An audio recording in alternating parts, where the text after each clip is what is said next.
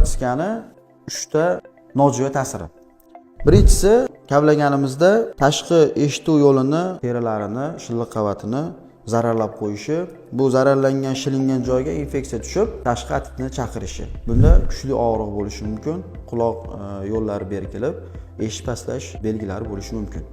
Ikkinchi belgisi, kavlanganda tashqi eshituv yo'lidagi kirlarni to'plab pardaga yopishtirib qo'yish, probka qilib qo'yish. Bunda eshitish pastlashiga ko'p bemorlar shikoyat qilib keladi. Uchinchisi, uxatiskada quloq kavlanganda ehtiyotsizlik oqibatida quloq nog'ora pardasiga zarar yetkazish, ya'ni teshilib qolishi. Bunda quloqdan qon oqishi mumkin, kuchli og'riq bo'lishi mumkin, eshitish pastlashi, shovqin kuzatilishi mumkin. Bunday holatlar bo'lmasligi uchun uy sharoitida uxatiskadan foydalanmaslikni tavsiya qilamiz. Bu videoni uxatiskani ko'p ishlatadigan do'stingizga jo'natib qo'ying.